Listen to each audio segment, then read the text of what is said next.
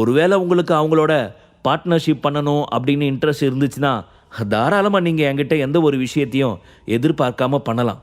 நான் அதுக்கு எந்த ஒரு தடங்களும் சொல்லவே மாட்டேன், புரிஞ்சதா என்று அவன் சிரித்து கொண்டே சொன்னான். அதன் பின் அபினவிடம் ஏதேதோ சிறிது நேரம் பேசிவிட்டு அங்கிருந்து வெளியே வந்தான். அங்கே வெளியே சுரபி சிந்தனையில் ஆழ்ந்திருந்தாள். அவனிடம் அவனை பற்றிய உண்மையை கேட்போமா, தன்னிடம் சொல்வானா? இத்தனை நாள் தன்னிடம் அவனை பற்றிய உண்மையை சொல்லாதவன் இப்பொழுது கேட்டால் சொல்லிவிடுவானா என்று யோசித்தவளின் மனதில் பலவித குழப்ப ரேகைகள் ஓட ஆரம்பித்தது. ஆனால் இன்று எப்படியாவது அவனை பற்றிய அனைத்து உண்மையையும் நிச்சயம் தெரிந்தே ஆக வேண்டும் என்று ஒரு முடிவில் இருந்தாள் சுரபி. அபினவுடன் பேசிவிட்டு வெளியே வந்த விக்ரமை பார்த்து அவனிடம், என்ன சார், பேச வேண்டியதெல்லாம் பேசி முடிச்சாச்சா? இவ்வளவு நேரமா அப்படி என்ன பேசுனீங்க என்று சிரித்து கொண்டே நக்கலான தோரணையில் கேட்டாள் சுரபி. ஒய் பேபி, திடீர்னு இந்த கொஸ்டின் என்று சொல்லி யோசிப்பது போல பாவலா செய்தவன், ஓ ரைட், புரியுது. இதுதான் காமன் கல்ச்சர். நார்மலாகவே ஹஸ்பண்ட்னாலே ஒய்ஃப் கிட்ட ரிப்போர்ட் கொடுத்து தான் ஆகணும். அதுதானே பேபி நீயும் இந்த மாமா கிட்ட எதிர்பார்க்குற? ஐ மை ரைட் பேபி என்று கேட்டான் விக்ரம். பதில் ஏதும் பேசாது அவள் அவனை பார்த்து சிரித்தாள். பேபி, இன்னைக்கு நைட் நாம் இந்த ஹோட்டலில் தான் ஸ்டே பண்ண போகிறோம். உனக்காக நான் ஸ்பெஷலாக ஒரு ரூம் ஏற்பாடு பண்ணியிருக்கேன் என்று சொன்னான் விக்ரம். ஓகே விக்ரம், நாம ஸ்டே பண்ணலாம், எனக்கு இந்த பிளேஸ் ரொம்ப பிடிச்சிருக்கு என்று சொன்னாள் சுரபி. அதன் பின் அபினவ் விக்ரமிற்கும் சுரபிக்கும் ஒரு மிகப்பெரிய விஐபி ரூமை ஏற்பாடு செய்து அவர்கள் இருவரையும் அங்கே அழைத்து சென்று அவர்களுக்கு தேவையான எல்லா ஏற்பாடுகளையும் செய்துவிட்டு திரும்ப வந்தான். ரூமுக்குள் நுழைந்த சுரபி சுற்றும் முற்றும் பார்த்து பிரமித்து போனாள். அந்த ரூம் முழுவதும் தங்க நிறத்தால் ஜொலித்தது. கட்டில் உட்பட அங்கு உள்ள அனைத்துமே தங்கத்தால் செய்யப்பட்டவை. அறை முழுவதும் அழகாக இயற்கை எழில் செழிக்கும் மலர்களால் அலங்கரிக்கப்பட்டு இருந்தது. ரூமில் இருந்து வந்த நேச்சுரல் பெர்ஃப்யூம் மனம் அவள் மனதை மிகவும் இதமாக உணர வைத்தது. ரெஃப்ரெஷ் ஆகலாம் என நினைத்து சுரபி பாத்ரூமை நோக்கி செல்லும் பொழுது அங்கே இருந்த பால்கனியில் விக்ரம் நின்று கொண்டு யாருடனோ போனில் பேசிக் கொண்டிருந்தான்.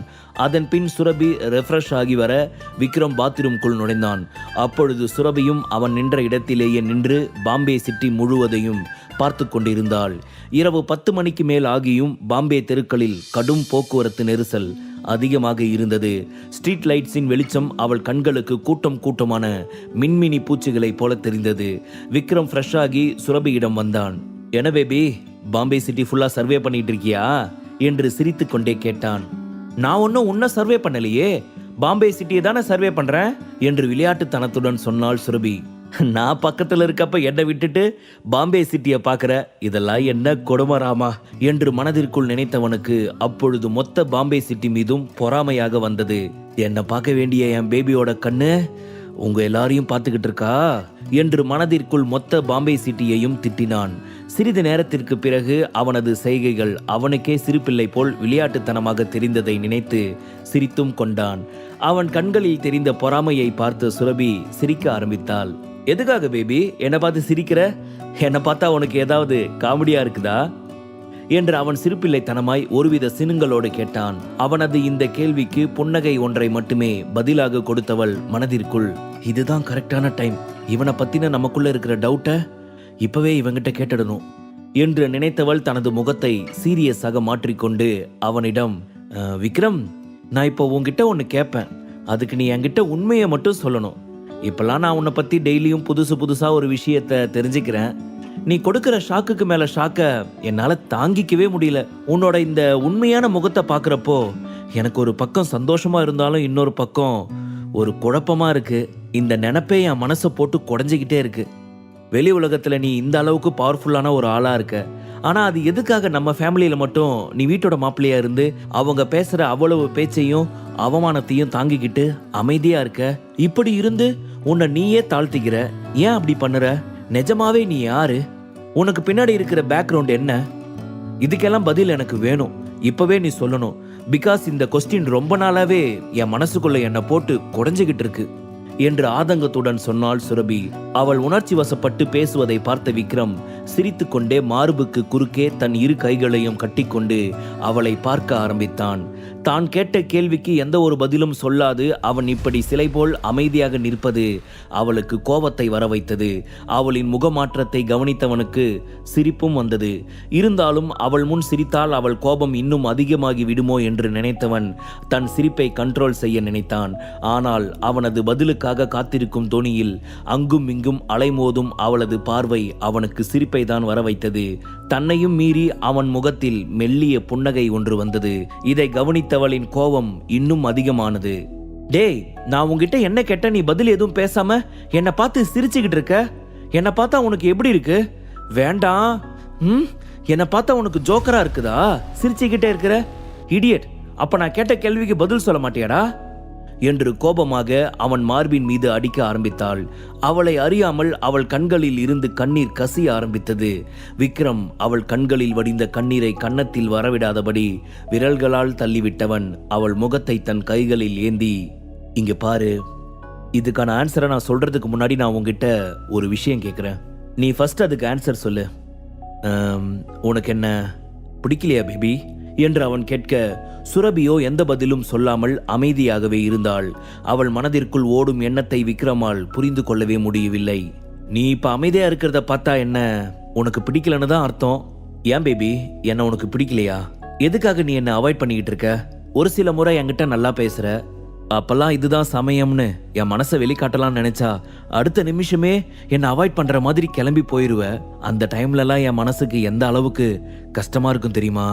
ஓடி வந்து உன்னை இருக கட்டி பிடிச்சி மனசுல இருக்கிற பாரம் எல்லாம் தீருற அளவுக்கு அழுது என் மனசை காயப்படுத்திட்டு போற உங்ககிட்டயே ஆறுதல் தேடணும்னு தோணும். பட் அதெல்லாம் எங்க என்று சொன்னவாறு இதழ் ஓரத்தில் கவலை நிறைந்த சிரிப்பை உதித்தவன் மேலும் தொடர்ந்து, நிஜமாவே உனக்கு என்ன பிடிக்காதா பேபி? எதனால பேபி என்ன பிடிக்க மாட்டேங்குது என்று அவன் கேட்டான். அவனது இந்த கேள்விக்கு கண்கள் இரண்டையும் அங்கும் இங்கும் அலைமோத விட்டவாறு அவனை பார்த்தாள் சுரபி. அவளின் இந்த மௌனம் இன்னும் மேலும் அவனது பொறுமையை சோதித்தது. அதனால் அவன் மிகவும் சீரியஸான குரலில் அவளிடம், சொல்லு பேபி, ஏன் எந்த பதிலும் சொல்லாம அமைதியா இருக்க?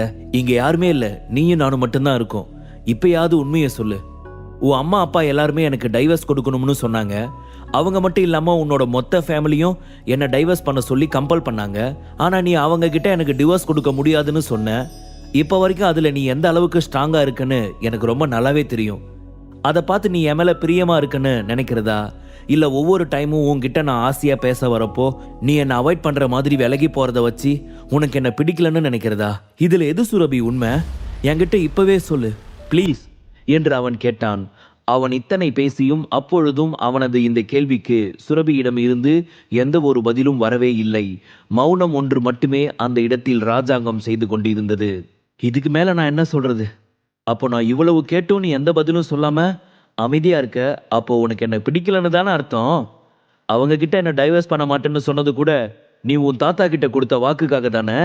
நீ உன் தாத்தா கிட்ட கொடுத்த அந்த வாக்குக்காக தான் டைவர்ஸ் பண்ண முடியாதுன்னு சொன்னியா?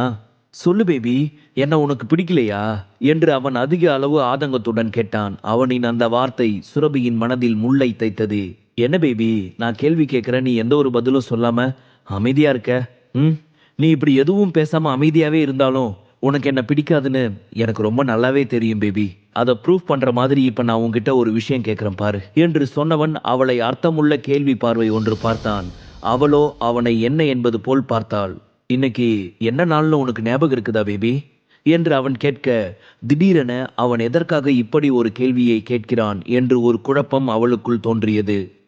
கேட்ட கேள்விக்கே எந்த ஒரு பதிலும் இல்லை, இப்ப கேட்கிற கேள்விக்கும் எந்த ஒரு பதிலும் இல்லை. நான் எந்த கொஸ்டின் கேட்டாலும் பதில் சொல்லவே கூடாதுன்னு அமைதியா இருக்கல என்று சொன்னவன் கீழே தரையை பார்த்து கொண்டிருந்த அவளது முகத்தை தன்னை பார்க்குமாறு நிமிர்த்தி, இங்க என்ன பாரு பேபி, நமக்கு கல்யாணம் ஆகி எத்தனை வருஷம் ஆச்சு என்று கேட்டான். அவன் இந்த கேள்வியை கேட்டதும் இதற்கு முன் கேள்வியை கேட்டதையும் மாறி மாறி யோசித்தவளுக்கு அப்பொழுதுதான் அன்றைய தேதி அவர்களுடைய கல்யாண நாள் என்பதே ஞாபகத்திற்கு வந்தது. இத்தனை நேரம் மிகவும் சிரமப்பட்டு அவளுக்குள் கண்ட்ரோல் செய்து வைக்கப்பட்டிருந்த அழுகை அவளையும் மீறி வெளியே பீரிட்டு சிதற ஆரம்பித்தது. தன்னையும் மறந்து அவனை இறுக்கமாக கட்டி அணைத்து கொண்டாள். அவளிடம் இருந்து இதை எதிர்பார்க்காதவன் அதிர்ச்சியில் ஒரு நிமிடம் சிலை போல் ஆகிவிட்டான். அவளோ தேம்பி தேம்பி அழ ஆரம்பித்தாள். இவன் அதிர்ச்சியிலும் இவள் அழுகையிலுமே என சில நொடிகள் நீண்டது. பேபி, எதுக்காக பேபி அழுற? அழாத என்று அவன் சொல்ல, அவளோ அவன் பேசும் எதையும் காதில் வாங்கி கொள்ளாது. தான் அவன் மனதை மிகவும் கஷ்டப்படுத்தி விட்டதாய் நினைத்து தனக்குத்தானே குற்ற உணர்ச்சியாய் உணர்ந்தவள் விடாது அழுக.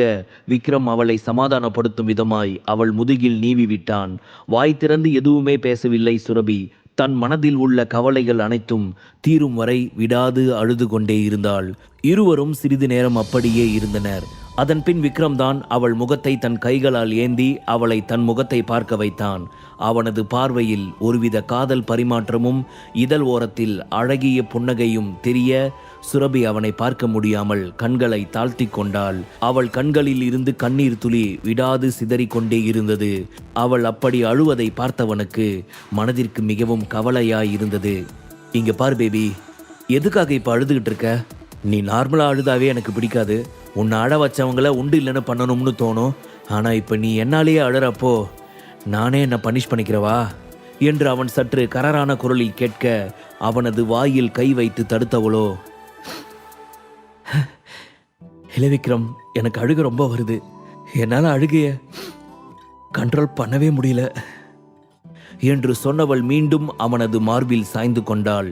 அவள் விடாது திரும்பி தேம்பி தேம்பி அழுது கொண்டே இருக்க, அவளது தலையை தடவி கொடுத்த விக்ரம் அவளை பெட்டிற்கு அருகே அழைத்து சென்று தன் மடி மீது அமர்த்தி கொண்டான்.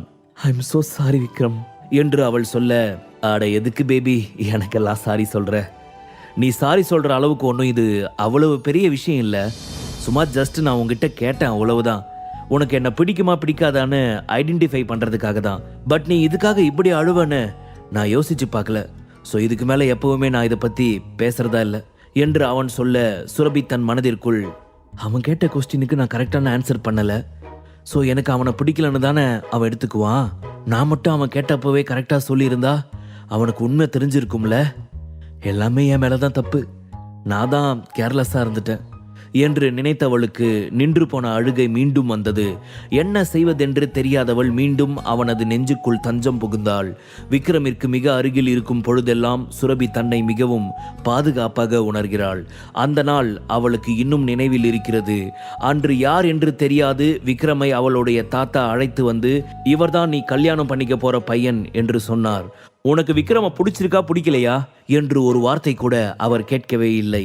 இவரை தான் நீ கல்யாணம் பண்ணிக்கணும் என்று அவளிடம் சொன்னவர் கூடிய சீக்கிரத்திலேயே அவர்கள் இருவருக்கும் திருமணம் செய்து வைத்தார். ஆனால் அவள் தாத்தாவை தவிர மற்ற அவள் வீட்டில் இருந்த யாருமே அவனை ஒரு பொருட்டாக கூட மதிப்பதே கிடையாது. வீட்டோட மருமகனாக இருப்பதினால் அனைவருமே விக்ரமை மிகவும் ஏளனமாக தான் பார்த்தார்கள். அவர்கள் யாருக்குமே விக்ரமை பிடிக்காது என்ற ஒரு காரணத்தினாலேயே அவள் அவனிடம் தன் உண்மையான முகத்தை காட்டாதிருந்தாள். அதையும் மீறி அவன் அவனுடைய மனதை அவளுக்கு புரிய வைக்க முயற்சி செய்ய போகும் ஒவ்வொரு நொடியும் அவள் தன்னை மாற்றிக்கொண்டு தனக்குள் இருக்கும் பாசத்தை அவனிடம் காட்ட வேண்டும் என்று அவள் நினைக்கும் பொழுதெல்லாம் அதை தடுக்கும் விதமாக அவள் வீட்டில் உள்ளவர்கள் விக்ரமிடம் சண்டை போட்டு அவர்களுக்குள் இருக்கும் நெருக்கத்தை பிரிக்கும் விதமாக செய்து விடுவார்கள். இதை பற்றி இப்பொழுது அவனிடம் சொல்வோமா? சொன்னால் தன்னை எப்படி நினைத்துக் கொள்வான் என்று யோசித்தாள் சுரபி. முழு கதையையும் கேட்டு மகிழ பாக்கெட் FM ஆப்பை டவுன்லோட் செய்யுங்கள். லிங்க் டிஸ்கிரிப்ஷனில் கொடுக்கப்பட்டுள்ளது.